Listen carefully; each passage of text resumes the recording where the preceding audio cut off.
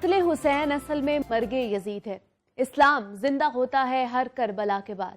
آج 10ویں محرم الحرام اور یہ یوم عاشورہ نام سے منایا جاتا ہے. 10 محرم سن 61 ہجری کو واقع کربلا پیش آیا. کربلا کا نام لبوں پہ آتے ہی حضرت امام حسین رضی اللہ عنہ اور آپ کے 72 جانثاروں کی قربانیاں اور وفاشواریوں کی لازوال داستان کا خیال خود بخود دل و دماغ میں گونجنے لگتا ہے.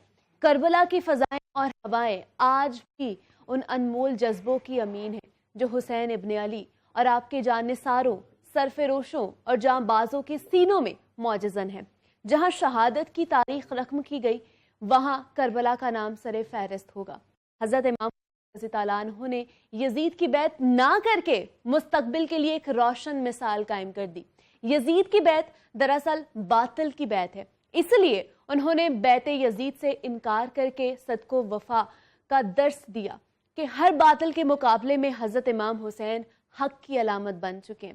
حضرت امام حسین رضی اللہ عنہ کے لہو سے لکھی گئی تاریخ اب بھی ہر باطل کے مقابلے میں حسینی فکر، اسلام کی رگوں کو تازہ خون فراہم کر رہی ہے. ہر سال پاکستان سمیت دنیا بھر میں یہ دن مذہبی جذبے اور عقیدت سے منایا جاتا ہے. شہدائے کربلا کی قربانیوں کو یاد کیا جاتا ہے، شہدائے کربلا کو خراج عقیدت پیش کیا جاتا ہے اور یوم عاشورہ پر کوشش کریں کہ مذہبی رواداری اور ہم آہنگی کو فروغ دیں اور فرقہ واریت اور جو مذہبی منافرت ہے اس سے ضرور بچیں. آگے بڑھتے ہیں اور بات کرتے ہیں کچھ عظیم قربانیوں کا. تو واقعہ کربلا پیغام ہی ہے قربانی کا، اور قربانی ہمیشہ اہم اور پسندیدہ چیزوں کی ہی دی جاتی ہے. خون انسانی جسم کا سب سے اہم حصہ ہوتا ہے اور اس کا عطیہ کرنا بھی ایک بہت بڑی قربانی ہے، کیونکہ آپ کا عطیہ کردہ خون کسی کی زندگی بچا سکتا ہے. اور اللہ تعالیٰ کے اس فرمان کے مطابق کہ جس نے ایک انسان کی جان بچائی گویا اس نے پوری انسانیت کی جان بچائی ہے. آج ہمارے ساتھ ایسے نوجوان موجود ہیں جو دوسروں کی زندگیاں بچانے کے لیے خون کا انتظام کرتے ہیں، وقتاً فوقتاً بلڈ ڈونیشن کیمپس کا انعقاد بھی کرتے رہتے ہیں. اسی حوالے سے مزید ان سے بات کرتے ہیں. ہمارے ساتھ موجود ہے اقرا پارس ہے اور ذیشان حسین ہے، سماجی کارکن ہے. میں آپ دونوں کو خوش آمدید کہتی ہوں. جاگو لاہور میں کیسے ہیں آپ دونوں؟ تھینک یو سو مچ. الحمدللہ. سب سے پہلے تو اقرا میں آپ سے بات کرنا چاہوں گی کہ پہلے ہمیں تو بتائیے کیسے آپ لوگ بلڈ ڈونیشن کے حوالے سے یہ آپ نے جو کمپین ہے یہ شروع کی ہے، دوستوں نے مل کر شروع کی تھی یا انڈیویجولی آپ لوگوں نے شروع کی تھی؟ ایکچولی ہمیشہ بلڈ ڈونیشن کا ایک ایسا کام ہے جو انڈیویجولی کرنا پاسبل نہیں ہوتا. اس کے لیے ہمیشہ ایک نیٹ ورک اور بہت سارے لوگوں کا ہونا آپ کے ساتھ ضروری ہوتا ہے. میری جرنی اس طرح سے شروع ہوئی کہ اسٹوڈنٹ ایج کے اندر بہت بگننگ میں کچھ آرگنائزیشنس جوائن کی میں نے. اپنی یونیورسٹی کے اندر ہماری ایک بلڈ ڈونر سوسائٹی تھی، اچھا، ان کے ساتھ تھوڑا سا انٹریکشن رہا، تھوڑے ایونٹس وغیرہ میں آنا جانا ہوا. بہت ساری لاہور کے اندر اس وقت نوجوانان کی سوسائٹیز ہیں جو اسپیشلی اسی کام کے لیے ڈیڈیکیٹڈ ہیں. وہاں سے ایک نیٹ ورکنگ اور اس کے بعد اپنا ایک سوشل سرکل جس کے اندر ایک چھوٹی سی والنٹیئر فورس ہم لوگوں نے کریٹ کی جن کا کام یہی ہے کہ اگر ہمیں بلڈ کی کال آئے یا کسی کو ضرورت ہو اور ان کو بلڈ نہ مل رہا ہو تو ہم وہ کال چلاتے ہیں اور ہمیں اس کا رسپانس آتا ہے اور ہم ان کو پرووائڈ کرتے ہیں، ان کو بلڈ پرووائڈ کر لیتے ہیں. تو ذیشان کیا آپ لوگ ایک ساتھ ہی اکٹھے آپ لوگوں نے اسٹارٹ کیا تھا یہ؟ میں ایسے بتاتا ہوں کہ میں جس رہائش میری جہاں پر ہے ہم نے پہلے سوسائٹی اپنے ایریا میں تھوڑی سی بچوں کے ساتھ مل کے قیام کیا. پھر اس کے بعد 2015 میں نے اپنی آرگنائزیشن پہل سوشل ویلفیئر آرگنائزیشن کا قیام لایا. تو اس میں پھر ورکنگ کرتے یوتھ امپاورمنٹ پہ، ایجوکیشن پہ، پھر ساتھ میں ہم نے بلڈ ڈونیشن کو بھی سٹارٹ کر دیا. تو اس میں مزید پھر کیمپ بنانے شروع کر دیے. اس میں پھر میڈیکل کیمپ بھی ریلیٹڈ جو اس فیلڈ سے تعلق رکھتے تھے ان کو بھی ہم نے وہ بھی سٹارٹ کر دی. تو ابھی تک مجھے بتائیے کتنے آپ جو کیمپس ہیں ڈونیشن کے حساب سے لگا چکے ہیں؟ الحمدللہ کافی سارے ہیں. یہ ہے کہ منتھ میں 2 سے 3 یا 4 بھی لگ جاتے ہیں. کچھ انسٹیٹیوٹس میں بھی لگتے ہیں، کچھ ہمارے ایریاز میں لگتے ہیں، کچھ ہمارے ڈفرینٹ جس طرح پاکستان ریڈ کرسنٹ کا میں ایمبیسیڈر بھی ہوں تو وہاں پر بھی کیمپ لگتے ہیں ہمارے. اچھا. تو کیونکہ تھیلیسیمیا ایک جو ہے اس کے لیے ہر 10 دن بعد لگنا ہوتا ہے تو ہم اس کو کوشش کرتے ہیں کہ منتھ میں 3 یا 4 لگیں کیونکہ بہت زیادہ پیشنٹس ہونا شروع ہو گئے ہیں بچے. اچھا، مجھے اقرا آپ بتائیے لوگوں کا بلڈ ڈونیشن کے حوالے سے کیسا رویہ رہتا ہے؟ مطلب ان کو کس طرح آپ لوگ کنونس کرتے ہیں؟ کیونکہ بہت سے لوگ ہیں وہ ایک ڈر یا خوف کی وجہ سے بھی بلڈ ڈونیٹ نہیں کرتے. بالکل ایسا ہے. بہت ساری تھیوریز بہت سارے ابہام ہماری پاپولیشن میں بلڈ ڈونیشن کے حوالے سے موجود ہیں کہ اگر ہم بلڈ ڈونیٹ کریں گے, سب سے پہلا ڈر تو پاکستانی پاپولیشن کو یہ ہے کہ اگر ہم ریگولرلی بلڈ ڈونیٹ کریں گے تو ہم موٹے ہو جائیں گے. ایگزیکٹلی یہ ہمارا عالمی مسئلہ ہے کہ ہم کہیں موٹے نہ ہو جائیں, اس کے باوجود بھی ہم ہو ہی جاتے ہیں. لیکن زیادہ مسئلہ یہ کہ کمزوری ہو جائے گی, ہمارے اندر سے وائٹامن کیلشیم ختم ہو جائے گا. فیمیلز کے اندر یہ چیز بہت زیادہ ہے کہ کیونکہ آپ لوگوں کے ساتھ ایک منتھلی ریگولر بلڈ لاس کا ایشو ہے, تو آپ کے اندر بہت ساری پیچیدگیاں پیدا ہو جائیں گی. جبکہ اس چیز کو دور کرنے کے لیے ہم نے اب تک بہت زیادہ اویئرنیس کیمپینس کی different universities, Punjab university, G C university, U C P, ان سارے اداروں میں ہم لوگوں نے ڈفرینٹ کانفرنسز رکھوائیں, ڈفرینٹ ورک شاپس رکھوائیں ریگارڈنگ کہ کس طرح سے بلڈ ڈونیشن کا پورا کام کیری کیا جاتا ہے. اور پھر وہ کیمپس وہاں پہ ہم نے لگوائے فور اے ڈے اور 2, جس میں بچوں کو یہ اویئرنیس دی گئی کہ کیا بلڈ کی اماؤنٹ ہے جو آپ ڈونیٹ کر سکتے ہیں, کتنے عرصے تک آپ کو ویٹ کرنا ہے. اگر آپ 3 سے 4 مہینے اپنی خوراک کا, اپنی باقی چیزوں کا خیال رکھیں تو اس کے بعد آپ دوبارہ سے ڈونیٹ کر سکتے ہیں. اور ایک ہیلدی انسان سال میں 3 سے 4 دفعہ ایزیلی بلڈ ڈونیٹ کر سکتا ہے. اس میں اس کو کوئی اس طرح کا ایشو نہیں ہوگا انلیس کہ اس کو کوئی ہیلتھ ایشو ہے جو ادر دین دیٹ ہے, کوئی بیماری ہے. کوئی بھی ہیلدی بچہ بچی سال میں 3 سے 4 دفعہ بلڈ ڈونیٹ کر سکتا ہے. لیکن کس طرح آپ, میں یہ جاننا چاہتی ہوں کہ کس طرح آپ لوگوں کو کنونس کرتے ہیں, جیسے آپ بھی بتا رہی ہیں کہ ہم بہت سارے موجود ہیں یہاں پر, تو ان کو کس طرح بتاتے ہیں کہ وہ اگر بلڈ دیں گے تو ان کو کوئی ایسی پیچیدگی نہیں ہوگی, ان کی صحت کے لیے کتنا اچھا ہے یہ؟ اس میں پہلی سب سے بات میں نے یہ کی کہ ہم اویئرنیس کیمپینز کرتے ہیں. ہمیشہ بلڈ ڈونیشن کیمپ سیگمنٹس میں لگتا ہے. ہم اس طرح نہیں کرتے کہ ہم کہیں پہ بھی گئے اور ہم نے سب سے پہلے بلڈ ڈونیشن کیمپ لگا دیا. ایسے ہوتا ہے کہ پہلے ایک ڈیسک لگتا ہے جہاں پہ ہم بلڈ گروپنگ کرتے ہیں. وہاں پہ جتنے, اگر ہم نے ایک ڈپارٹمنٹ میں یا ایک یونیورسٹی میں لگایا تو وہاں پہ ہزاروں کی تعداد میں بچے ہیں جو آئیں گے, آ کے اپنی بلڈ گروپنگ کروائیں گے. ہم انہیں بلڈ گروپ بتائیں گے فورن ٹیسٹ کر کے, اور ساتھ ہی ہم انہیں یہ اویئرنیس بھی دیں گے کہ آپ کس کس طرح سے بلڈ ڈونیٹ کر سکتے ہیں, کتنی کوانٹٹی میں کر سکتے ہیں, بچوں کو کتنا ریکوائرڈ ہے, ایڈلٹس کو کتنا ریکوائرڈ ہے. اگر آپ ایڈلٹس کے لیے نہیں دے سکتے تو آپ 1 پنٹ ڈونیٹ کر سکتے ہیں, 2 pints ڈونیٹ کر سکتے ہیں. اسی طرح سے ان پینلز کے اوپر صرف ہم لوگ نہیں موجود ہوتے, ہمارے ساتھ بہت زیادہ ہیلتھ پروفیشنلز موجود ہوتے ہیں, ڈاکٹرز موجود ہوتے ہیں, جو وہاں پہ کسی کو بھی کوئی پرابلم ہے اس طرح کی, یا بلڈ ڈونیشن کے حوالے سے اس کے مائنڈ کے اندر کوئی امبیگوٹی ہے, تو وہ ان ڈاکٹر سے کویشچن کرتا ہے اور وہ ان کو افیکٹولی جواب دیتے ہیں تاکہ وہ سیٹسفائڈ رہ سکیں. تو یہ کچھ طریقے ہیں جو ہم آپٹ کرتے ہیں ان کی ہیلپ کرنے میں. اس کے علاوہ we do encourage on our statuses, on our social media handles every other day کہ کس طرح کتنے پاکستان میں ایسے بچے ہیں تھیلیسیمیا کے پیشنٹس ہیں, جیسے شان نے ذکر کیا, جن کو ریگولرلی بلڈ کی ضرورت ہے, اور اگر آپ نہیں ڈونیٹ کریں گے تو خدا نخواستہ ان کی ڈیتھ ہو سکتی ہے. اسی طرح ہمارے گھر کے اندر بہت سارے پیشنٹس ہوتے ہیں. اکثر مطلب بینگ اے سوشل ورکر ہم لوگ ہیں بلڈ ڈونیشن کے اس کام میں, اور میری مدر بیمار ہوئی تو ہمارے لیے بلڈ ارینج کرنا مشکل ہوا تھا. اس وقت ہم بہت, اس وقت مجھے اندازہ ہوا کہ جو ہمیں کانٹیکٹ کر رہے ہوتے ہیں وہ کس پرابلم سے, کس سچویشن سے گزر رہے ہوتے ہیں کہ ہاسپٹلس کے بلڈ بینکس کے اندر بلڈ موجود ہی نہیں ہے, یا اگر ہے بھی تو وہ دینے میں ریلکٹنٹ ہیں, ان کے کچھ سیریس پیشنٹس ہیں, بہت سارے ایشوز ہوتے ہیں. تو اس کے بعد ہم لوگوں نے ایک ہفتہ وار میسیجز بھی چلانا شروع کر دیے, ہفتہ وار سیشنز کرنا شروع کر دیے, گیسٹ بلا کے online sessions blood donation کے حوالے سے بہت زیادہ کرنا شروع کیے کہ یہ بہت ضروری ہے کہ ہماری قوم کے اندر سے یہ ڈر نکلے کہ بلڈ ڈونیٹ کرنے سے بہت زیادہ ضروری ہے. ذیشان, آپ مجھے بتائیے گا کہ آپ کیا کہنا چاہیں گے کہ کتنے عرصے بعد ہمیں ڈونیشن دینی چاہیے بلڈ کی, جو ہماری صحت کے لیے بھی اچھا ہے. دوسرا یہ کہ سال لوگ بلڈ دیتے بھی ہیں لیکن پھر وہ ہچکچانا شروع ہو جاتے ہیں کہ اب ہمیں بلڈ نہیں دینا, ہم نے دے دیا جتنا دینا تھا. اچھا, اس میں یہ ہے کہ جس طرح اقرا نے بتایا کہ ہیلتھی جو بندہ ہے وہ 3 سے 4 منتھ یعنی کہ 120 دن کا آپ کرائٹیریا سمپل رکھیں.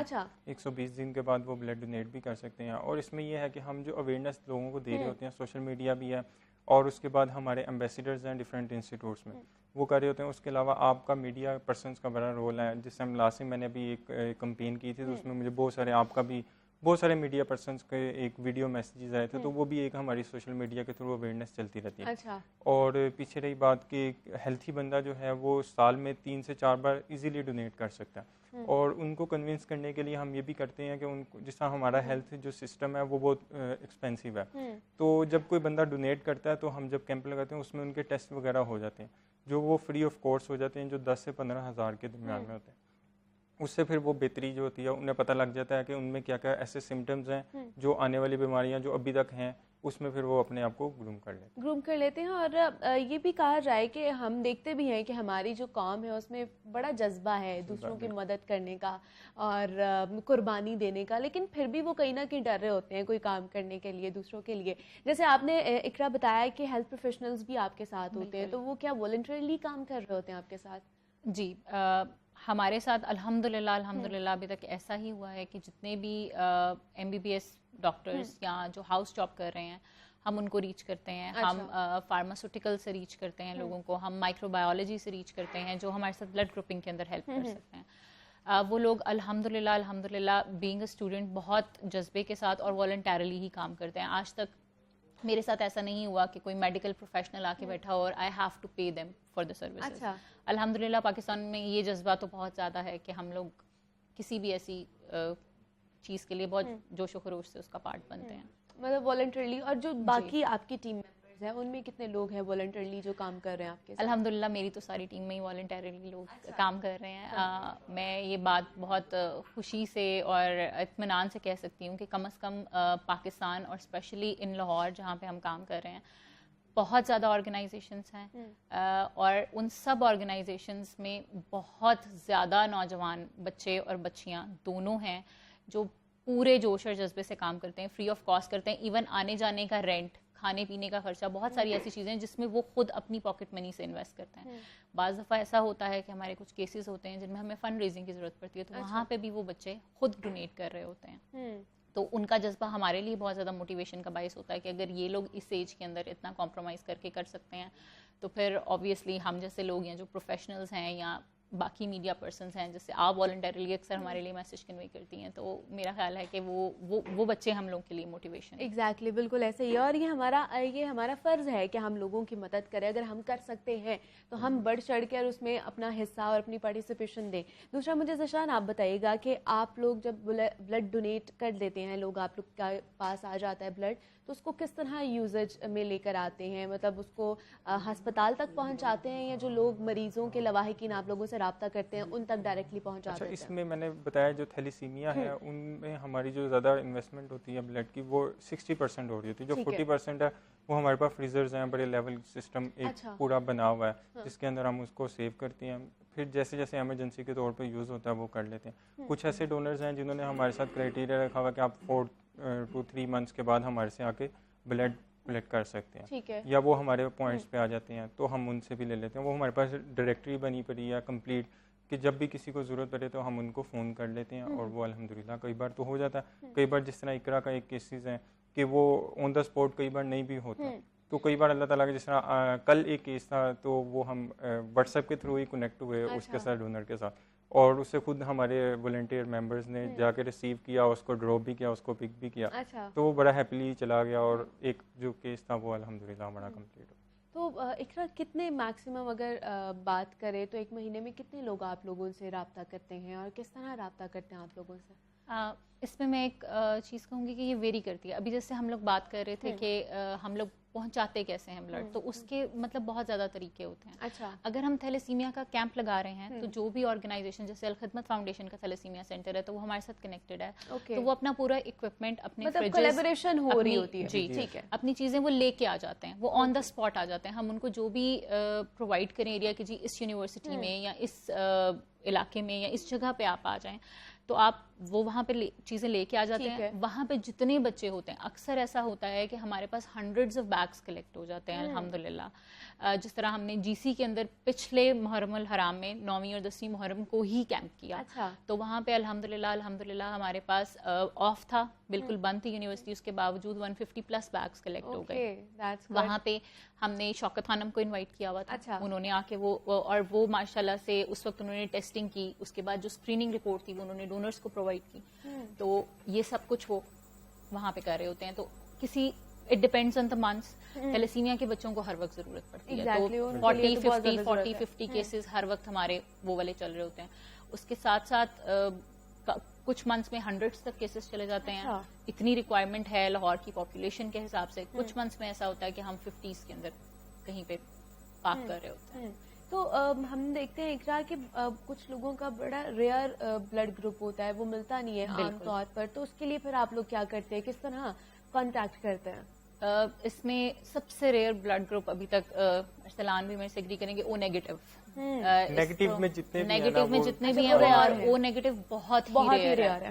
تو یہ ملنا بہت مشکل ہو جاتا ہے. اس کے لیے ہم لوگوں نے اب تک جو اسٹریٹجی بنائی ہوئی ہے وہ یہ ہے کہ جس ٹائم پہ ہم یونیورسٹیز میں کیمپینز کرتے ہیں, جس ٹائم پہ ہم کالجز میں جاتے ہیں, بڑے انسٹیٹیوشنس میں جاتے ہیں جہاں پہ ایکسپوجر زیادہ ہوتا ہے, وہاں پہ ہم بلڈ گروپنگ کے دوران بہت سارے ہمارے پاس ایسے بچے آتے جن کا او نیگیٹو بلڈ گروپ ہوتا ہے یا جن کے نیگیٹو بلڈ گروپ ہوتا ہے. ہم ان کو وہاں پہ بھی کنونس کرتے ہیں کہ آپ کا بلڈ گروپ ایک بہت ریئر ٹائپ ہے, تو اگر آپ ڈونیٹ کریں گے تو ہمارے لیے بہت بہتر ہوگا. وہاں پہ اویئرنیس, وہاں پہ کنونسنگ ہوتی ہے. پھر اس ڈیٹا کو ہم کلیکٹ کر کے اسٹور کرتے ہیں کہیں پہ بھی آن لائن یا اس طرح سے کہ جب ہم او نیگیٹو یا ارجنسی میں کچھ سرچ کریں تو ہمارے پاس سارے ڈونرز کی لسٹ آ جائے. جو ڈونیٹ کر چکے ہوں ان کو ہم مارک کر دیتے ہیں کہ for the next 3 months these people can not donate, اور جو بچ جاتے ہیں پھر ہم نیکسٹ کیسز کے لیے ان کو کانٹیکٹ کرتے ہیں. تو اس طرح سے ریئر بلڈ کیسز کے جو مسئلے ہیں وہ سالو ہو جاتے ہیں اور اسٹریٹجی بنا کر ایک چیز چلائی جاتی ہے. دوسرا دیکھتے ہیں ذیشان کہ بہت سے لوگ اس وجہ سے بھی اس چیز میں آگے نہیں بڑھتے کہ وہ کہتے ہیں بلڈ ڈونیشن دینے سے ہمیں کئی بیماریاں بھی لگ سکتی ہیں. تو اس چیز کو کس طرح آپ مد نظر رکھتے ہیں اور اس حوالے سے کیا اقدامات اٹھائے جاتے ہیں؟ ہمارے ساتھ ہیلتھ پروفیشنل بھی ہوتے ہیں, ہم بھی ہوتے ہیں, ہم ان کو گائیڈ کرتے ہیں کہ بلڈ ڈونیٹ کرنے سے بالکل نہیں ہوتا, ٹرانسفیوژن سے ہو جاتا ہے جو ایشو ہوتا ہے بلڈ کی. اس کے علاوہ یہ ہے کہ جو ہمارے پاس ٹیم ہوتی ہے وہ الحمدللہ. اقرا, مجھے آپ بتائیے گا, میں جو اس سے ذیشان سے پوچھ رہی تھی کہ کس طرح ان کی یہ چیزیں جو ہیں وہ حل کی جاتی ہیں.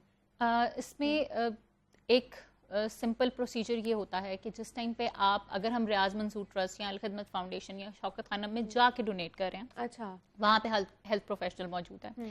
وہ انوائرمنٹ کو سینیٹائز رکھیں گے, وہ آپ کے ساری باڈی کو سینیٹائز رکھیں گے, وہ وہاں پہ اکوپمنٹ آپ کے سامنے شو کریں گے اور آپ کو نظر آ رہا ہوگا کہ یہ اسٹرلائزڈ ایک سارا پروسیجر ہے. اس میں ہمارے پیشنٹ کو سیٹسفیکشن ہوتی ہے. جس ٹائم کے اوپر بچے ہمارے پاس آ رہے ہیں اور کیمپ لگا ہوا ہے, وہاں پہ ان کی سیٹسفیکشن سب سے پہلے اس طرح سے ہوتی ہے کہ ہیلتھ پروفیشنلز فلی اپنے آپ کو کورڈ رکھ رہے ہوتے ہیں. کرونا کے کیسز میں اسپیشلی اس طرح سے ہوا ہے کہ انہوں نے باڈی سوٹ اور ماسک اور دین فیس کور سب کچھ پہنا ہے. اس کے بعد نیکسٹ چیز کہ ہم ان کے سامنے وہ باٹل, وہ نیڈل پیکڈ بیگز میں سے نکالتے ہیں تاکہ ان کو یہ تسلی ہو کہ جو چیز ہمارے سامنے نکل رہی ہے, ہمیں لگ رہی ہے وہ اسٹرلائزڈ ہے, یہ بیگ بالکل پیکڈ ہے اور اس میں اس قسم کی کوئی چیز نہیں ہوگی کہ ہمیں کسی طرح سے انفیکشن ہو. اس کے بعد جس طرح ان کا بلڈ ڈونیشن کا پروسیجر ختم ہوتا ہے, ان کو ایک الکوہل سواب پرووائڈ کیا جاتا ہے جو ان کو یہاں پہ اسٹک کر دیا جاتا ہے. اس کے بعد ان کو بینڈیڈ کر دی جاتی ہے یہاں پہ, اور ان کو یہ ٹوٹلی بتایا جاتا ہے کہ آپ اس کو اس ٹائم پہ ریموو کریں جس ٹائم پہ آپ کی بلیڈنگ رک جائے, اور اس کے بعد الحمدللہ اس طرح کا کوئی ایشو نہیں ہوتا. کہ جیسے وہاں پہ آپ نے بتایا کہ ہیلتھ پروفیشنلز بھی بیٹھے ہوئے ہوتے ہیں, ڈاکٹرز ہوتے ہیں اقرا, تو کیا اس کے بعد ان کو بتایا جاتا ہے کہ آپ لوگوں نے اب جا کے ڈائٹ کون سی کھانی ہے؟ ہم لوگوں کا یہ بلکہ یہ تو ذیشان اور ہمارا سب سے پہلے یہ ہوتا ہے کہ جب بھی بلڈ کیمپ لگنا ہے نا, تو ہمیں سب سے پہلے تو کوئی ڈونر یا ہم خود پرسنلی یہ چیز کرتے ہیں کہ وہاں پہ جوسز اور بسکٹس ارینج کر لیتے ہیں کہ جس ٹائم پہ وہ جو بھی بچہ, جو بھی ینگ پرسن یا ایلڈرلی پرسن بلڈ ڈونیٹ کر رہا ہے, بلڈ ڈونیٹ کرتے ہی سب سے پہلی پریکاشن یہ ہوتی ہے کہ آپ نے فوراً اٹھ کے نہیں بیٹھنا. اس کی ریزن یہ ہے کہ آپ کا بلڈ پریشر, آپ کی چیزیں ڈسٹرب ہوتی. ایک تو ان کو ریسٹ دیا جاتا ہے پراپر ان کے بیڈس پہ, دوسری چیز کہ ان کے ہاتھ میں ایک جوس کا ڈبہ, کوئی کھانے کی چیز اسی وقت پکڑائی جاتی ہے جو وہ پی لیتے ہیں. اس کے بعد ڈاکٹرز نکلتے ہوئے ان کو پراپرلی گائیڈ کرتے ہیں کہ نیکسٹ 3 months کے لیے آپ نے اپنی ڈائٹ کے اندر یہ چیزیں جو ہیں وہ بہت زیادہ مینٹین کرنی ہے. اور ان کو ساتھ ساتھ اویئرنیس دی جاتی ہے کہ اگر آپ یہ نہیں لیں گے تو خدا نہ خواستہ آپ کا ایچ پی لیول کم ہو سکتا ہے. اور یہ چیز سب سے زیادہ امپورٹنٹ ہوتی ہے کہ کوئی بھی بچہ اگر بلڈ ڈونیٹ کرتا ہے تو سب سے پہلے سیمپل لے کے اس کا ایچ پی لیول چیک کر لیا جاتا ہے. اگر اس کا ایچ پی لیول کم ہو تو اسے ڈونیٹ کروایا ہی نہیں جاتا, بلڈ لیا ہی نہیں جاتا. ٹھیک ہے جی, اقرا پارس ہمارے ساتھ موجود تھی اور ذیشان ہمارے ساتھ موجود تھے.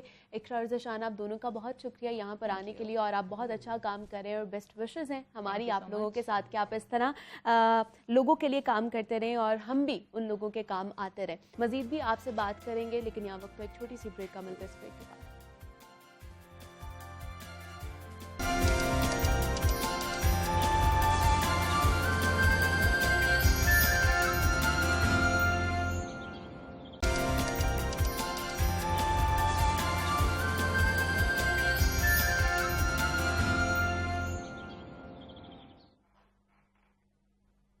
Welcome back to جاگو Lahore. جناب, آج یوم عاشور ہے اور ہم بات کر رہے ہیں اسلام کے راہ میں دی جانے والی عظیم قربانیوں کے حوالے سے. تو یہ وہ دن ہے جب دین اسلام کی بقا کے لیے آل رسول صلی اللہ علیہ وآلہ وسلم نے اپنا پورا کنبہ لٹا دیا اور اسلام کو اپنے خون کی آبیاری سے منور کر دیا. واقعہ کربلا محض ایک واقعہ، یہ اسلامی تاریخ کا ایک باب نہیں ہے، بلکہ یہ رہتی دنیا تک کے لیے ایک مثال ہے۔ نواسۂ رسول صلی اللہ علیہ وآلہ وسلم حضرت امام حسین اور ان کے رفقا کی میدان کربلا میں دی گئی عظیم قربانی کی یاد میں آج پاکستان سمیت دنیا بھر میں جلوس اور مجالس کا اہتمام کیا جاتا ہے۔ اور اگر لاہور کی بات کی جائے تو لاہور میں بھی آج فرزندان اسلام شہدائے کربلا کو خراج عقیدت پیش کر رہے ہیں۔ یوم عاشورہ پر سیکیورٹی کے سخت انتظامات کیے گئے ہیں اور کسی بھی ناخوشگوار واقعے سے بچنے کے لیے تمام سیکیورٹی ادارے ہمہ وقت تیار ہیں۔ یوم عاشورہ پر امن و امان کی صورتحال برقرار رکھنے کے حوالے سے کیا کیا انتظامات کیے گئے ہیں، کتنی نفری تعینات کی گئی ہے، کون کون سے محکمے خدمات سر انجام دے رہے ہیں، اس پر آج ہم بات کریں گے۔ ہمارے ساتھ موجود ہیں ڈی سی لاہور ہیں مدثر ریاض ملک صاحب ہیں، اور ان کے ساتھ موجود ہیں نمائندہ لاہور نیوز عمران ملک۔ سر میں آپ کو بھی خوش آمدید کہتی ہوں جاگو لاہور میں، اور عمران آپ کو بھی خوش آمدید کہتی ہوں۔ سر سب سے پہلے تو آپ مجھے بتائیے گا کہ یوم عاشور کے حوالے سے ضلع انتظامیہ نے کیا کیا انتظامات کیے ہیں، کیا کیا اقدامات اٹھائے جا رہے ہیں؟ دیکھیں، یوم عاشور کے حوالے سے یہ پورا جو عشرہ ہے اس کے تیاری جو ہے وہ تقریباً ہم 1 مہینہ پہلے سٹارٹ کرتے ہیں۔ ٹھیک ہے۔ اور اس میں بیسک جو پہلے ضلعی امن کمیٹی کی میٹنگ ہوتی ہے، پھر تمام محکموں کی میٹنگز ہوتی ہیں، پھر وزٹس ہوتے ہیں روٹس کے، منتظمین جو ہیں تمام مجالس کے اور مین پروسیشنز کے، ان سب میٹنگز ہوتی ہیں۔ اس کے بعد وزٹ کے بعد وہاں پر جو فیسیلیٹیشن کا لیول ہے اس کو دیکھا جاتا ہے، فیسلٹیز کو بڑھایا جاتا ہے، پوری کی جاتی ہیں۔ اس میں لائٹس کے ارینجمنٹس ہوتے ہیں، اس میں پیچ ورک ہوتا ہے، اس میں پانی کا جو استعمال ہے، ہمارے ہاسپٹلز وہاں پر چھوٹے بنتے ہیں، 1122 ہوتا ہے، سب پورے تمام محکمے وہاں پر کام کرتے ہیں۔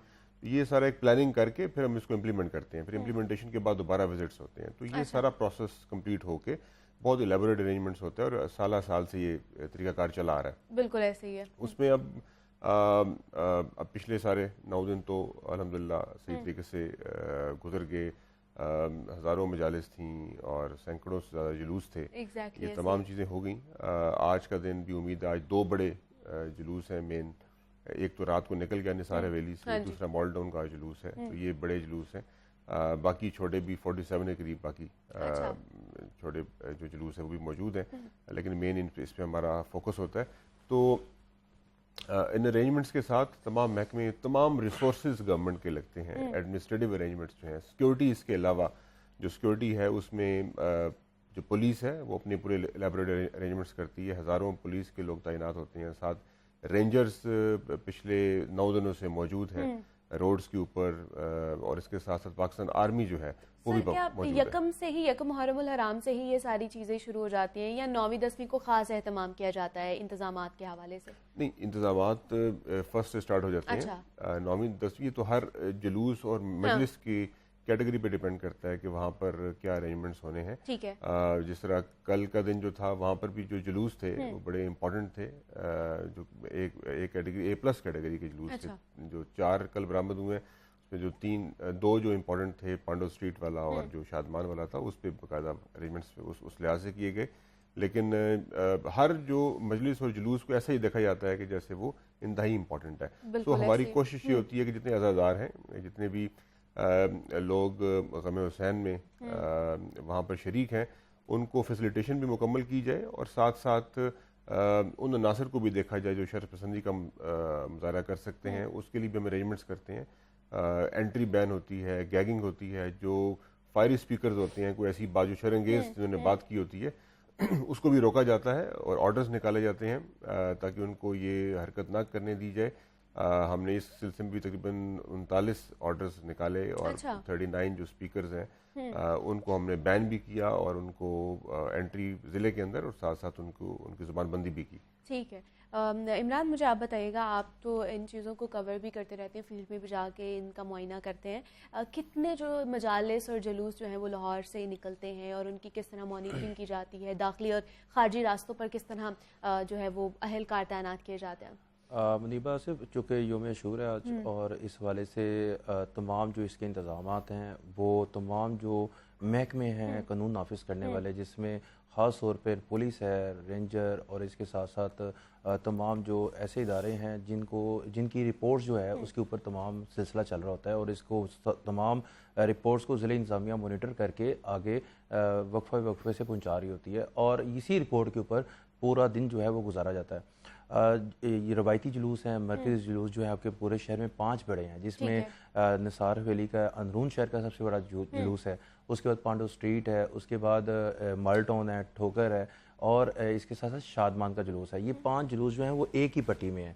اگر ٹھوکر سے شروع ہوتے ہیں تو مال ٹاؤن سے شروع ہوتے ہیں تو شادمان آ جاتا ہے، شادمان سے شروع ہوتے ہیں تو اسلام پورہ، اور اسلام پورہ سے شروع ہوتے ہیں تو موچی گیٹ۔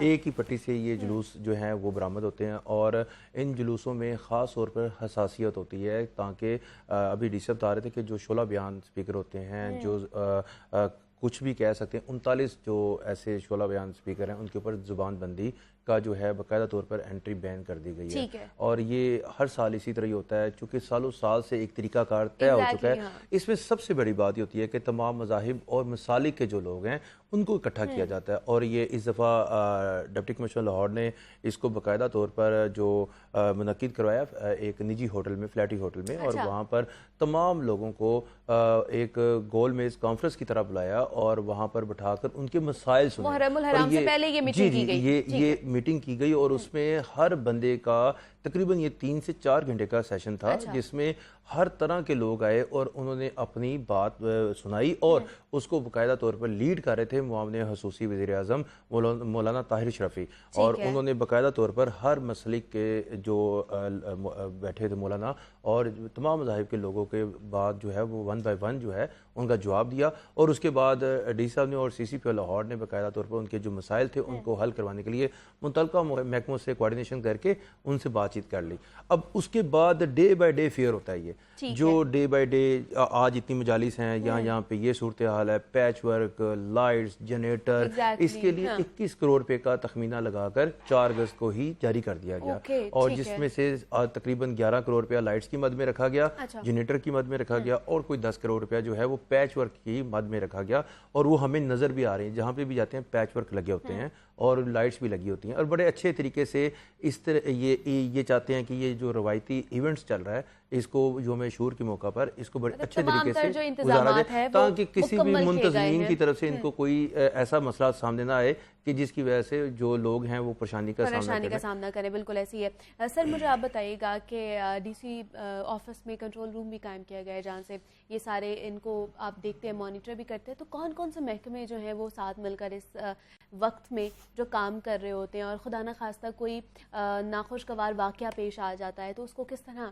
نمٹنے کے لیے اقدامات اٹھائے جاتے ہیں؟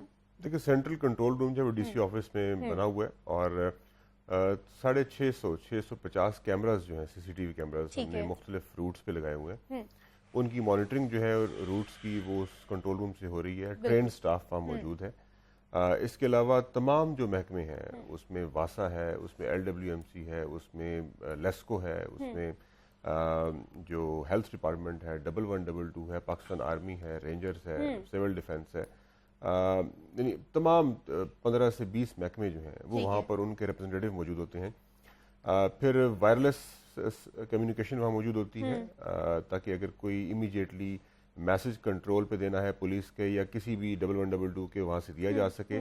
آپ کو پتہ ہے کہ کل اور آج جو موبائل سروس ہے وہ معطل رہے گی، تو اس کی وجہ سے اسپیشل ارینجمنٹ وہاں پر کیا گیا ہے تاکہ میسج کو پہنچانے کے لیے نہ صرف وائرلیس کمیونیکیشن کے ذریعے بلکہ میسنجر کے ذریعے بھی فزیکلی بھی ہمارے پاس موجود ہے اس کی ارینجمنٹ۔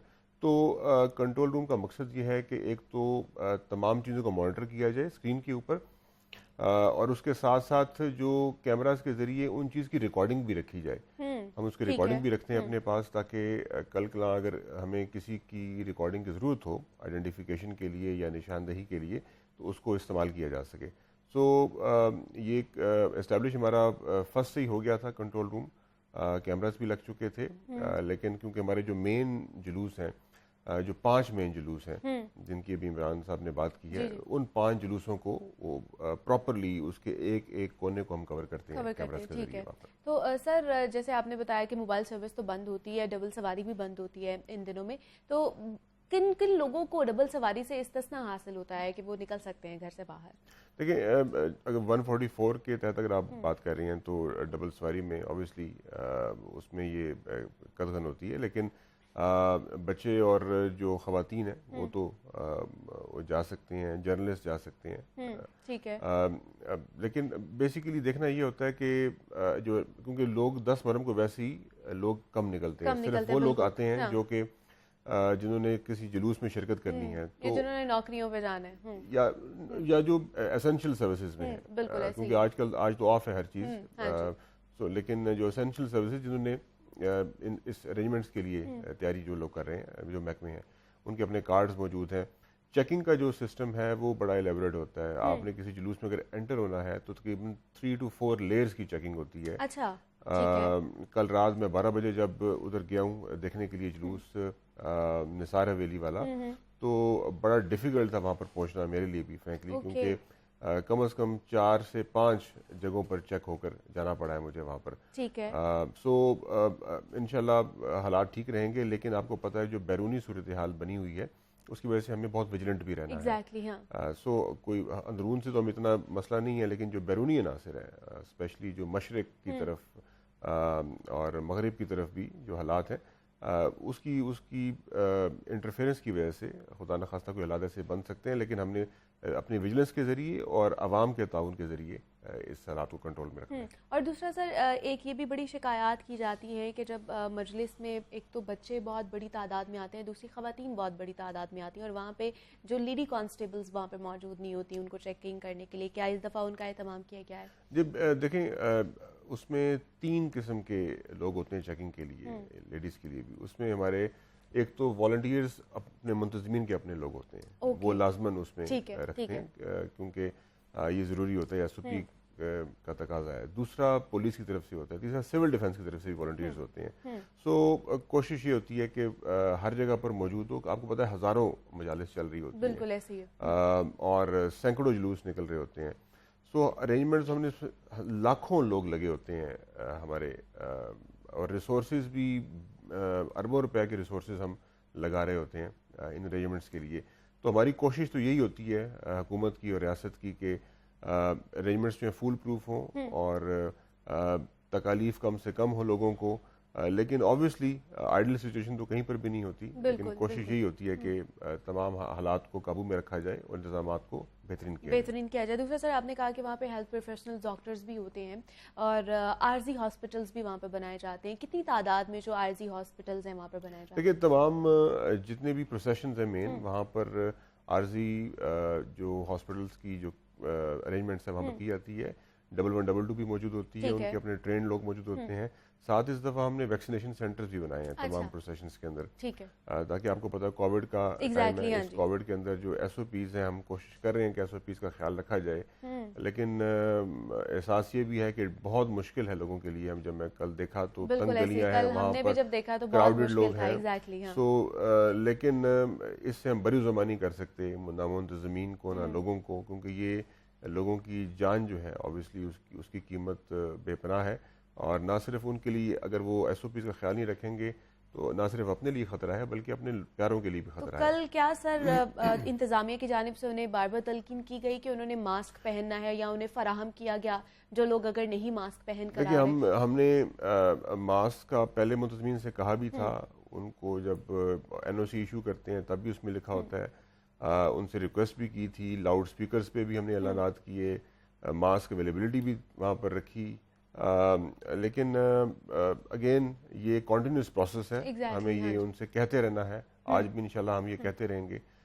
کوشش یہی ہوگی کہ لوگ ماسک پہنیں، اور ان کو بتانا یہ ضروری ہے، جگہ جگہ پہ اشتہاری مہم بھی آپ نے دیکھی ہوگی لگی ہوئی ہے، تو بیسیکلی مقصد یہی ہے کہ لوگ جو ہیں وہ کمپلائی کریں اس کے ساتھ۔ بالکل ایسی ہے۔ اور عمران جیسے کل ڈی سی صاحب نے بھی کہا کہ بہت زیادہ جمع غفیر تھا، اور ہمیں بھی نہیں ایس او پیز پر عمل درآمد نظر آیا کہ کسی نے ماسک پہنا ہو یا سماجی فاصلے کا بھی خیال رکھا ہو، تو اس کو کس طرح کوپ اپ کر سکتے ہیں اس سچویشن کے ساتھ؟ دیکھیے منیبہ صرف یہ بہت مشکل کام ہے کیونکہ یہ ایک ماتمی جلوس ہوتا ہے جس میں عقیدت مند ہوتے ہیں، تو اس وقت تو ان کے ساتھ کوئی ایسی بات چیت کرنا بھی نہ ایسے ہی ہے کہ جس طرح جلوس کو خراب کرنے والی بات ہے۔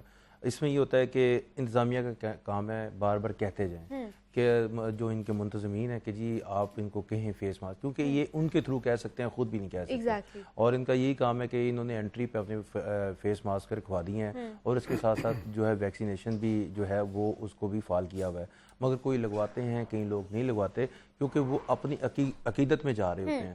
اب یہ ساری صورتحال میں اصل جو اس وقت سٹیک لگا ہوتا ہے تمام انتظامیہ کے، کوئی ایسا مسئلہ نہ پیدا ہو جائے، کوئی لوگ نہ آپس میں مسائل کھڑے کر دیں، اور اس کے ساتھ جو صورتحال یہ ہے کہ اس وقت شہر کو کنٹرول کرنے کے لیے تمام انتظامیہ جو ہے وہ یہی سمجھیں کہ نا وہ یہ سوچ رہی ہوتی ہے کہ اللہ میاں یہ تمام تر جو انتظامات کیے ہیں اور تمام تر جو یہ اس وقت پروسیشن چل رہے ہیں یہ خیر و عافیت سے اختتام پذیر ہو۔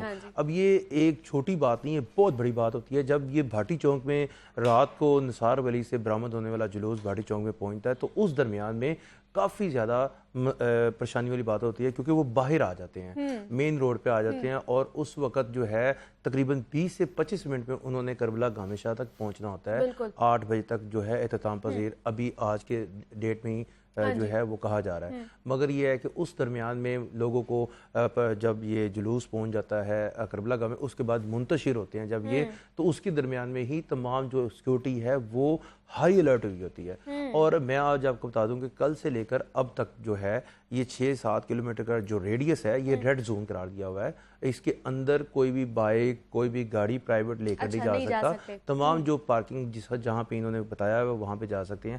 کل چونکہ میں ایک رپورٹنگ کر رہا تھا تو ہمارا جو لائیو سورس ہے وہ ایک ہی جگہ لگ سکتا ہے، تو ہم جب پرائیویٹ گاڑی پہ وہاں پہ گئے تو جہاں پہ میں پہنچ گیا تو میرے پاس خود جو ہیں جو سول اداروں کے لوگ 4-5 آ گئے کہ آپ یہاں پہ کیا لینے آ گئے ہیں، تو مجھے نہیں پتا تھا کہ یہاں پہ روٹ لگا ہوا ہے، میں نے کہا میں تو اپنی رپورٹنگ کر رہا ہوں، تو وہاں پہ میں نے کھڑے ہو کر اپنا لائیو بھی دیا، مگر اس درمیان میں وہ میرے پاس کھڑے رہے کہ یہ کیا بول رہا ہے، یہ کون سا بندہ ہے، کہاں سے، کیونکہ میں پرائیویٹ گاڑی میں تھا، مگر مقصد یہ کہنے کا ہے کہ اندر جو ہے انہوں نے پھر مجھے بتایا کہ یہ تمام تر جو علاقہ ہے وہ ہائی الرٹ ہے، اور یہاں پہ ریڈ زون جو ہے مکمل طور پہ قرار دیا ہوا ہے، اور کنٹینرز لگائے ہوئے ہیں، خاردار تاریں لگائی ہوئی ہیں، اسکف فورڈنگ جو لگائی ہوئی ہے تاکہ لوگوں کی جو انٹری ہے وہ لائن کے ذریعے ہو، وہ جب لائن کے ذریعے 1 انٹری کرتے ہیں، پھر 2nd انٹری کرتے ہیں، پھر 3rd انٹری کرتے ہیں، تو اس میں باقاعدہ طور پر تمام جو چیکنگ ہے وہ ہو جاتی ہے، اور سب سے بڑی بات یہ ہے کہ منتظمین کے پاس اپنے ایسے لوگ ہوتے ہیں جن کو ویسے ہی پتہ لگ جاتا ہے کہ یہ بندہ کون ہے، کہاں سے آیا ہے، یہ ہمارے ساتھ یہ اہل تشیع سے مکتب سے تعلق رکھتا ہے بھی ہے یا نہیں رکھتا، تمام تر چیزیں ان کو پتہ ہوتی ہیں، یہ کوئی چھوٹی بات نہیں ہوتی، یہ جتنے بھی جلوس ہوتے ہیں ان میں سب سے زیادہ سیکورٹی ان کی اپنی ہوتی ہے، اور اس میں پولیس نے تو تمام داخلی خارجی راستوں پر جو ہے کنٹینرز کھڑے کر کے اپنی نفری کھڑی کرنی ہوتی ہے، اور ان کے لیے ہی کھڑے ہوتے ہیں۔ مقصد یہ ہے کہ دیکھیں اب لنگر آنا ہے، لنگر بانٹا جانا ہے، اس کو چیک کرنا ہے، فوڈ اتھارٹی اس کو چیک کر رہی ہے، اس کو باقاعدہ طور پر جو عزادار ہیں جو وہاں پہ آتے ہیں ان کے لیے وہ تقسیم کرتے ہیں، سبیلیں لگتی ہیں، ان کو چیک کیا جاتا ہے، ہر طرح کا کام ساتھ ساتھ چل رہا ہوتا ہے جس کو ہم دکھا رہے ہوتے ہیں، مگر یہ ایک جگہ پہ نہیں دکھا رہے تھے، یہ ہر جگہ یہی صورتحال ہوتی ہے، اور اس سیشن کو جو پروسیشن چل رہا ہوتا ہے اس کو کامیاب کرنا ہوتا ہے شام 7:30-8 بجے تک، تاکہ زیادہ اندھیرا جو ہے وہ زیادہ لیٹ نہ ہو، اور تقریباً ان کی کوشش ہوتی ہے کہ جو لائسنسی جو ان کا پروسیشن چل رہا ہوتا ہے اس کو 8 یا 9 بجے تک مکمل طور پر ختم کر کے، تاکہ تمام لوگ جو ہیں وہ منتشر ہوں، اور انتظامیہ جو ہے ایک دفعہ دوبارہ سے جو ہے سرویلنس کر کے اس کا گو ہیڈ دے سکے۔ ٹھیک ہے، اور سر مجھے بتائیے گا کہ روٹس بھی بند کیے جاتے ہیں ان دنوں میں، تو کیا آلٹرنیٹ روٹس بنائے جاتے ہیں، اور کتنے آلٹرنیٹ روٹس بنائے جاتے ہیں، اور لوگوں کو کیسے بتایا جاتا ہے؟ دیکھیں جو ہمارے مین پروسیشن ہوتے ہیں اس کو تو ہم جس طرح عمران بتا رہے ہیں کہ اس کو پراپر کارڈن کرتے ہیں، اندرون شہر کا جو علاقہ ہے، کیونکہ آج کا جلوس اندرون شہر میں ہے مین، وہاں پر اس کو ہم نے کارڈن کر دیا ہے کل سے، اور وہاں پر داخلی خارجی جتنے بھی راستے ہیں وہ سارے بالکل سیل ہو چکے ہیں، اگر کسی نے جانا ہے اس کے اندر آبویسلی لوگوں کے گھر موجود ہیں تو اس کا باقاعدہ طریقہ کار ہے، اس کو چیکنگ کر کے جانے دیا جاتا ہے بائکس کو، یا پراپر اس کا ایک رستہ رکھا ہوا ہے. تو آلٹرنیٹ رستے، یہ ایشو یہ ہے کہ یہ سالہ سال سے چلا آ رہا ہے. لوگوں کو تو اس چیز کا علم ہے کہ کون سے روٹس ہوتے ہیں. کنسرن جو پولیس ہے، ٹریفک پولیس، وہ وہاں پر بغیر ڈائیورشن لگاتی ہے. سو ان کو دقت تھوڑی سی تو ہوتی ہے ڈیفینیٹلی لوگوں کو وہاں پہنچنے میں، لیکن یہ طریقہ کار ہے، یہ عرصہ دراز سے، یہ 10 سالوں سے چلا آ رہا ہے. مال ٹاؤن کا جو روٹ ہے وہ کافی بڑا ہے، وہ تقریباً 6 کلومیٹر سے زیادہ راستہ ہے اس کا. یہ جو نثار ویلی والا تقریباً 2.5 کلومیٹر ہے، وہ تقریباً 6 کلومیٹر ہے. سو بٹ کیونکہ مال ٹاؤن اوپن ایریا ہے، کھلا ایریا ہے، وہ پرانا جلوس ہے بہت، وہاں پر بھی جو ارینجمنٹ ہے وہ بھی ڈائیورشن کا بالکل موجود ہوتا ہے، لیکن اس کو بھی سیل کیا جاتا ہے پراپرلی تاکہ جلوس نکل جائے. جس طرح شادمان کل تھا، اس میں جو سب سے اہم رول مارکیٹس کیونکہ بیچ میں آتی ہیں. اب مارکیٹس جب آتی ہیں تو جو وہاں کے تاجران ہوتے ہیں ان کا بڑا اہم رول ہوتا ہے. تاجران سبیلیں بھی لگاتے ہیں، تو بڑا تعاون کرتے ہیں ہمارے ساتھ، ان کے بڑے شکر گزار ہوتے ہیں ہمیشہ، کیونکہ بازاروں کو بند رکھنا، پھر اپنے کاروبار کو بند رکھنا، پورے یہ 10 دن بڑا دقت میں رہنا، کیونکہ ان کاروبار ڈیفینیٹلی چل نہیں رہا ہوتا، لیکن وہ ساتھ ساتھ ہمیں سبیلیں بھی وہاں پر لوگوں کے لیے پرووائڈ کر رہے ہوتے ہیں، ساتھ کھانا بھی تقسیم کر رہے ہوتے ہیں. تو یہ ایک وہ پہلو ہے جو ایک ہیومن پہلو وہ بھی سامنے آتا ہے. تو اس میں تمام لوگ، اس پہ تو کسی کا کوئی آپس میں اختلاف نہیں ہے، تمام لوگ مل کے کوشش کرتے ہیں کہ یہ پورے عاشور کے جو دن ہیں یہ لوگ اپنی اس میں عبادت بھی کر سکیں، لوگ جو عزاداری ہے وہ بھی کر سکیں، اور تمام لوگ غم حسین میں شریک ہو سکیں. بالکل ایسی. اور سر ان موقعوں پر ہم دیکھتے ہیں کہ ایک فرقہ وارانہ بیان بازی بھی، اشتعال انگیزی کے جو خطرے بھی ہیں وہ بھی بڑھ جاتے ہیں، ایک مسئلہ پیدا ہو جاتا ہے. اس سے نمٹنے کے لیے کیا کیا اقدامات کیے جاتے ہیں، کیا پالیسی بنائی جاتی ہے؟ لیکن جس طرح میں نے پہلے بتایا، اس کے ارینجمنٹ سٹارٹ ہو جاتے ہیں تقریباً مہینہ پہلے. ایگزیکٹلی. ہماری ڈسٹرکٹ انٹیلیجنس کمیٹی کی میٹنگ ہوتی ہے، اس میں ہم باقاعدہ ایک ایگزامینیشن کرتے ہیں کہ کون کون سے ایسے لوگ ہیں جو شرپسندی، پوٹینشیل شرپسندی کر سکتے ہیں. اچھا ٹھیک. ان کو بلا کے پھر ان کو سمجھایا بھی جاتا ہے، ان کو بین بھی کیا جاتا ہے، بہت سے لوگوں کو پکڑا جاتا ہے. تقریباً ابھی 100 سے زیادہ لوگ جو ہیں وہ ہم 3 MPO کے آرڈر ان کے نکال چکے ہیں، تقریباً 150 کے قریب. اچھا. سو ان کو ہم پہلے ہی گرفتار کر لیتے ہیں جو شرپسند ایسے عناصر ہوتے ہیں، اور شیڈول 4 میں ہم لوگوں کو ڈالتے ہیں. ان کے لیے پھر بہت دقت ہو جاتی ہے آگے پھر یہاں پر رہنا، جب تک وہ بیہیو نہیں کرتے. اس پہ کوئی زیرو ٹالرنس ہے. ضابطہ اخلاق کی خلاف ورزی پر اب حکومت نے یہ فیصلہ کر لیا کہ اس پہ زیرو ٹالرنس رکھیں گے. ذرا سی بھی شرپسندی کرنے کی کوشش کرے گا، اس کا ٹھکانہ پھر جیل ہی ہے. وہ پھر دوبارہ نہ بات کر سکے گا، نہ وہ سامنے آ سکے گا، وہ جیل ہی جائے گا، اور وہ پھر اس کے لیے حالات بہت تنگ ہو جاتے ہیں. اور کچھ علماء کو تو ضلع بدر بھی تو کر دیا جاتا ہے اسی سلسلے میں. 39 کے قریب ہم نے بتایا آرڈر ایسے کی ہیں جن کو ضلع میں ان کی انٹری بین کرتے ہیں، ہم ان کو جو تقاریر ہے وہ نہیں کرنے دیتے، تو جو شعلہ بیان مقرر ہوتے ہیں. تو یہ تو بیسک ارینجمنٹس ہیں. پھر جو ایک بہت بڑا اہم رول ضلعی امن کمیٹی کا ہے. ہماری جو پیس، جس طرح عمران یہ کہہ رہے تھے، امن کمیٹی ہم نے میٹنگ کی، اس میں تقریباً کوئی 100 کے قریب علماء کرام شریک ہوئے تھے، اور تمام مکتبہ فکر، تمام مسالک کے لوگ موجود تھے. ان سب سے ہم نے یہ اوتھ بھی لیا اور یہ تہیہ بھی کیا مل کے کہ نہ صرف شرپسندی کو روکیں گے بلکہ شرپسندی ہونے بھی نہیں دیں گے، اور ہر جگہ پر ہم خود اپنا کردار ادا کریں گے. تو یہ اس پورے سال یہ پروسیس چلتا رہتا ہے انگیجمنٹ کا، لیکن جو عاشورہ سے پہلے obviously یہ پروسیس تیز ہو جاتا ہے. بالکل ایسے ہی. سر جاتے جاتے کیا پیغام دینا چاہیں گے؟ دیکھیں، آج کا دن تو جس طرح عاشور کا دن ہے، اور غم حسین obviously اس میں ساری جو ہماری مسلم دنیا ہے وہ آج یہ بڑی عقیدت سے منا رہی ہے، غم سے منا رہی ہے. ہم سارے غم میں برابر شریک ہیں، اور یہ بہت بڑا ثانیہ ہے اسلام، لیکن اسلام کو اس نے دوبارہ زندہ کیا. تو وہ جو بیسک اس کی روح تھی، اس روح کو سمجھنا بڑا ضروری ہے. تو آج پیغام یہی ہے کہ صبر کا پیغام ہے، استقامت کا پیغام ہے، دوسروں کے ساتھ بھلائی کرنے کا پیغام ہے، دوسروں کو اذیت نہ پہنچانے کا پیغام ہے، اپنے اوپر اذیت لینے کا پیغام ہے. تو یہ پیغام ہے کہ بے شک بہت اچھا پیغام دیا ہے سر آپ نے، اور آپ سے بھی یہ درخواست ہے کہ جناب آج صرف لباس چینج کرنا نہیں ہے، اپنے کردار کو بھی بدلنا ہے اور خود کو بھی بدلنا ہے. یہ عہد آج ہم نے آج کے موقع پر، آج کی دن کی مناسبت سے ہم نے آج کرنا ہے اپنے ساتھ. مدثر راز ملک صاحب ڈی سی لاہور ہمارے ساتھ موجود تھے. سر بہت شکریہ آپ کا کہ آپ نے وقت دیا، اور عمران اکبر آپ کا بھی بہت شکریہ کہ آپ یہاں پر آئے ہیں. جناب 10ویں محرم کے حوالے سے ہم بات کر رہے تھے، سیکیورٹی کے حوالے سے بات کر رہے تھے کہ ہائی الرٹ کر دی جاتی ہے اور جتنی بھی ضلع انتظامیہ ہوتی ہے وہ اپنا جو کام ہے وہ سر انجام دے رہی ہوتی ہے. مزید بھی آپ سے بات کریں گے، لیکن یہاں وقت پہ ایک چھوٹی سی بریک کا ملتا ہے. اس بریک کے بعد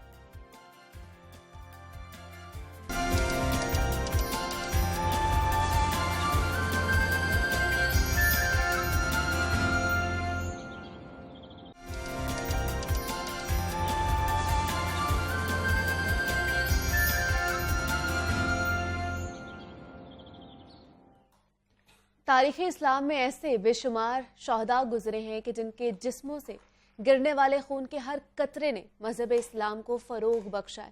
وہ عظیم جان نثار جنہوں نے اپنے جسموں پر تیروں کی بارشوں کو برداشت کیا، جنہوں نے اپنے اعضاء کو اپنے سامنے کٹتے ہوئے دیکھا اور بالآخر جام شہادت نوش کر گئے، لیکن کبھی اسلام کے پرچم کو جھکنے نہیں دیا.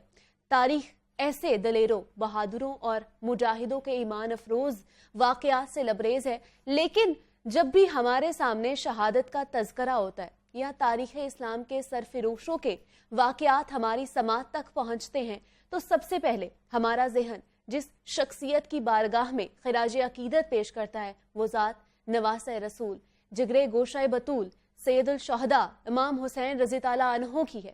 61 ہجری کو میدان کربلا میں جو المناک واقعہ پیش آیا، پوری اسلامی تاریخ اس کی مثال پیش کرنے سے قاصر ہے، اور اس میں کوئی شک بھی نہیں ہے کہ چشم فلک نے شہادت کے بے شمار واقعات دیکھے ہوں گے.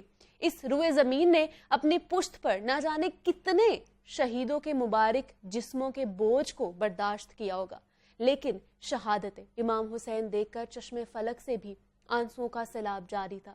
زمین اہل بیت کے خون کو اپنے اندر جذب کرتے ہوئے اپنے وجود پر نادم و پشیمان تھی. فلسفہ شہادت کے حوالے سے آج ہم مزید بات کریں گے. ہمارے ساتھ اس وقت اسٹوڈیو میں موجود ہے پروفیسر ڈاکٹر علامہ مفتی راغب نعیمی صاحب. اور مفتی صاحب میں آپ کو خوش آمدید کہتی ہوں جاگو لاہور میں. مفتی صاحب، واقعہ کربلا اسلامی تاریخ کا ایک نہایت ہی اہم اور دردناک واقعہ ہے جس کی مثال نہیں ملتی ہمیں تاریخ میں. آپ ہمیں واقعہ کربلا کے بارے میں اور اس پیغام کے بارے میں بتائیے گا جو پیغام ہمیں وہ دینا چاہتے تھے اس واقعے کے بعد. بسم اللہ الرحمن الرحیم. واقعہ کربلا کو وقوع پذیر ہوئے 1383 برس گزر چکے ہیں، آلموسٹ 1400 سال ہونے والے ہیں، لیکن ہر آنے والا سال واقعہ کربلا کے ہیرو، اس کے مرکزی محور سید الشہداء حضرت امام حسین رضی اللہ تعالی عنہ اور آپ کے ان نفوس قدسیہ، آپ کے خاندان کے وہ افراد جو اس واقعے میں آپ کے ساتھ جام شہادت نوش کر گئے، ان کے تذکرے بڑھتے ہوئے نظر آ رہے ہیں. بالکل ایسے ہر نئے آنے والے سال میں آپ کی شہادت کے ان واقعات کو نئے جذبے، ولولے اور جوش کے ساتھ بیان کیا جاتا ہے. بالکل بالکل. اور انسپریشن لینے والے آپ کی اسوہ شہادت سے انسپریشن بھی لیتے ہوئے نظر آتے ہیں. حضرت امام عالی مقام، سبط رسول، نواسہ رسول، جگر گوشہ بطول، سید الشہداء حسین رضی اللہ تعالی عنہ، جنہیں شبیر بھی کہا جاتا ہے، آپ نے اپنے نانا کی گود میں پرورش پائی. آپ نے خلفائے راشدین کا سنہری دور دیکھا. بالکل بے شک. آپ نے حضرت علی رضی اللہ تعالی عنہ اپنے والد گرامی کے ساتھ ہر اہم معاملے اور جنگ میں شرکت کی. بالکل. آپ کی اٹھان ایک متقی، عبادت گزار، اللہ کی راہ میں خرچ کرنے والے شخصیت، مرکز علم اور شجاعت کے پیکر کے طور پہ ہمارے سامنے نظر آتی ہے. آپ کی شہادت آپ کے ذاتی کردار کے دیگر اوصاف کو دھندلا دیتی ہے، لیکن ہمیں جب اسوہ حسینی کو دیکھنا ہے تو پھر اسوہ حسینی میں آپ کی ذاتی کردار کے جتنے بھی اوصاف ہیں ہمیں ان تمام کو بیان کرنا ہوگا. بالکل بالکل ایسے ہی. عبادت گزار ایسے کہ راتوں کے کئی پہر اللہ کے سجدے میں گزر جاتے. اللہ وحدہ لا شریک کی عبادت حج سے اتنا والہانہ عشق کہ 25 بار آپ نے مکہ مکرمہ کا قصد پیدل کیا اور پیدل آپ حج کرنے کے لیے تشریف لے گئے. اللہ کی راہ میں فیاضی اتنی کہ اپنے نانا کی طرح جو مال بھی آپ کے پاس آتا آپ غریب غربا فقراء مساکین اور ہاتھ پھیلائے ہوئے لوگوں میں تقسیم فرماتے تھے. اور علم کے مرکز کے طور پر آپ کا شہرہ یہ تھا، جب کوئی آپ سے ملاقات کے لیے گھر پہ آتا تو کہا جاتا کہ مسجد نبوی میں تشریف لے جائیں اور اس مسجد نبوی کے وسط میں جو حلقہ علم کا مرکز اور محور ہوگا وہی امام حسین عالی مقام ہوں گے. حضرت امام حسین عالی مقام نے علم کی اسی بنیادی وصف کے تحت اس جرأت رندانہ کا اظہار کیا جس کا اختتامیہ آپ کی شہادت پہ منتج ہوتا ہوا نظر آتا ہے. حضرت امام عالی مقام کو جب یہ بات کہی گئی کہ آپ یزید کی بیعت کر لیں اور ولید اور مروان رات کے وقت میں بضد تھے کہ آپ سے بیعت لی جائے، تو آپ نے 2 جملے بڑے زبردست اس موقع کے اوپر ارشاد فرمائے. ٹھیک ہے. ایک تو آپ نے یہ فرمایا کہ بیعت رات کے اندھیرے میں نہیں لی جاتی ہے، یہ صبح کی روشنی کے اندر ہوتی ہے. اور دوسرا آپ نے یہ کہا، آپ نے فرمایا مجھ جیسا کیوں کر اس جیسے کی بیعت کرے. یعنی وہ جن کے اوصاف میں نے آپ کے سامنے بیان کر دیے وہ اس شخص کی بیعت کرے جو شراب خور ہے، جو ہر وقت رند کی محفل کے اوپر لٹا جاتا ہے، وہ شخص جس نے حلال کو حرام میں تبدیل کر دیا اور حرام کو حلال میں متغیر کر دیا، تو اس شخص کی کیسے بیعت ہو سکتی ہے؟ گویا آپ نے اس موقع کے اوپر بیعت سے انکار کر دیا. ٹھیک ہے. اور پھر مروان نے یہ بات کہی کہ اگر تم بیعت نہیں کرتے ہو تو پھر تمہیں قتل کر دیا جائے گا. اچھا. تو پھر آپ نے یہ فرمایا مروان تم قتل کرو گے یا یہ ولید قتل کرے گا؟ اور ان دونوں کی جرت نہیں ہو سکی کہ آپ امام عالی مقام کو اس مقام کے اوپر شہید کرتے. آپ اپنے گھر واپس تشریف لے آئے اور آپ نے یہ تصور کر لیا کہ اب مجھے یہاں سے مدینہ سے نکل کے مکہ کی طرف کوچ کرنا ہے. ٹھیک ہے. اپنے ساتھیوں کے ساتھ آپ مدینہ منورہ سے مکہ مکرمہ کی طرف کوچ کر کے ٹھیک ہے مکہ مکرمہ تشریف فرما ہوئے. بنیادی طور پہ آپ نے حج کے لیے ارادہ فرمایا، لیکن وہاں پہ جب آپ نے حالات دیکھے تو حالات دیکھتے ہوئے آپ نے حج کو عمرے میں تبدیل فرمایا. عمرہ کرنے کے بعد احرام کو اتار دیا اور 5 ذی الحجہ آپ نے مکہ مکرمہ کو چھوڑ دیا. ٹھیک ہے. آپ کوفہ کی طرف نکل پڑے. صحابہ کرام آپ سے اس بات کے متمنی تھے کہ آپ مرکز میں رہیں. اس وقت مکہ مکرمہ محور ہے مسلمانوں کا، پوری دنیا سے مسلمان مکہ مکرمہ میں اکٹھے ہو رہے ہیں، ان کا اجتماع ہو رہا ہے، اور یہاں پہ آپ بہتر انداز میں جو آپ کا نقطہ نظر ہے اسے آپ بیان کر فرمائیں گے. لیکن آپ نے یہ بات اس لیے نہیں تسلیم فرمائی کیونکہ آپ کے دل و دماغ میں آپ کا کوچ کرنے کا مقصد حقیقتاً خلافت کے اوپر متمکن ہونا نہ تھا. حقیقتاً آپ یہ تصور نہیں رکھتے تھے کہ میں کسی طریقے سے اسلامی حکومت کی باغ دوڑ کو سنبھال لوں، کیونکہ اگر آپ نے یہ سنبھالنا ہوتا تو پھر اس کے لیے آپ کو اسی ہی درجے کی پیش بندی بھی کرنی پڑتی. لیکن آپ اپنے اہل خانہ کے ساتھ کوچ کر گئے کوفہ کی طرف. ٹھیک ہے. اور حج کے ابتدا ہونے سے پہلے کیونکہ جب 9 ذی الحجہ آ جاتا تو پھر آپ کے لیے لازم ہو جاتا کہ آپ وقوف عرفات کے لیے ٹھہرتے، اس کے بعد حج کے مناسک ادا کرتے، لیکن آپ اس وقت کے آنے سے پہلے وہاں سے کوچ کر کے. ٹھیک ہے. آپ اب رواں دواں ہیں کوفے کی طرف، اور جب مقام کربلا آتا ہے، کربلا کا ریگزار آتا ہے اور پوچھنے پہ بتایا جاتا ہے کہ یہ کربلا کا ریگزار ہے، تو امام عالی مقام اسی جگہ کے اوپر قیام کرنے کا حکم دے دیتے ہیں. ٹھیک ہے. اور پھر وہاں پہ آپ کے خیمے نصب کر دیے جاتے. ابھی 10 محرم میں کچھ ایام باقی ہیں. یزید کی طرف سے بھیجے گئے لشکر آپ کو گھیر لیتے ہیں، اور ایک وقت وہ آتا ہے کہ جب دریائے فرات کے پانی کے حصول کو آپ کے خاندان کے لیے، آپ کے ساتھ قافلے والوں کے لیے منع کر دیا جاتا ہے. بالکل. جب ہم نے دیکھنا ہے کہ حضرت امام حسین رضی اللہ تعالی عنہ اور آپ کا خانوادہ کس طرح پیاسا شہادت کے اس رتبے کی طرف بڑھتا ہوا نظر آ رہا ہے، تو ہمیں اس موقع کے اوپر حضرت عثمان غنی رضی اللہ تعالی عنہ کی شہادت کو بھی ذہن میں رکھنا چاہیے کہ کس طرح 40 دن انہیں اپنے گھر میں محصور رکھ کر پیاسا شہید کر دیا گیا، پانی بھی ان کے اوپر روک دیا گیا. یہ 2 واقعات پیاسی شہادت کے ایسے ہمیں ملتے ہیں جو تاریخ اسلام میں سنہری حروف سے لکھے گئے ہیں. حضرت امام عالی مقام.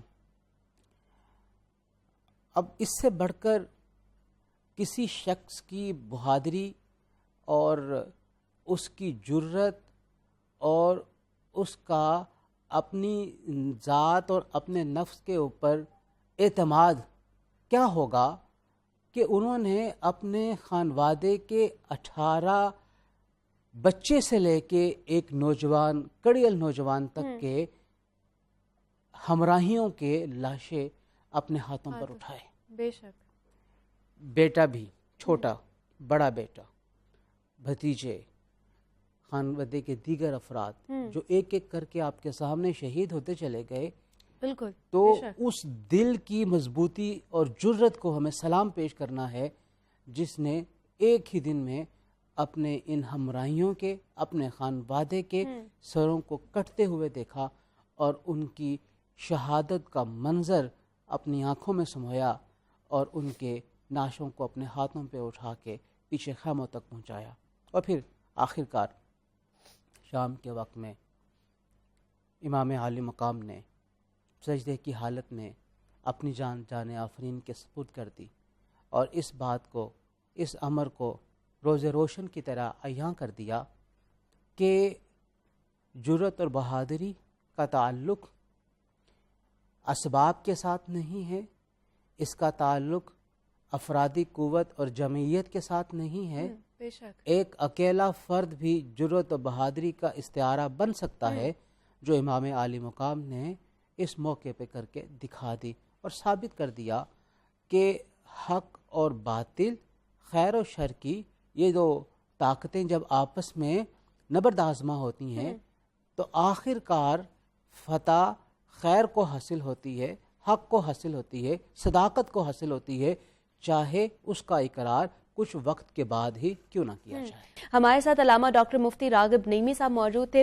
مفتی صاحب بہت شکریہ آپ کا کہ آپ یہاں پر آئے اور آپ نے اس دن کے بارے میں، اس کی فضیلت کے بارے میں ہمارے ساتھ چیزیں شیئر کی ہیں، اور امید کرتی ہوں کہ جناب آپ کو بھی آج کا جو خاص طور پر عاشوراء کے حوالے سے ہم نے آج آپ کے لیے بنایا تھا پروگرام، امید ہے کہ آپ لوگوں کو بھی پسند آیا ہوگا. مجھے آپ نے اجازت دینی ہے، کل آپ سے دوبارہ ملاقات ہوگی. اپنا بہت سارا خیال رکھیے گا. اللہ حافظ.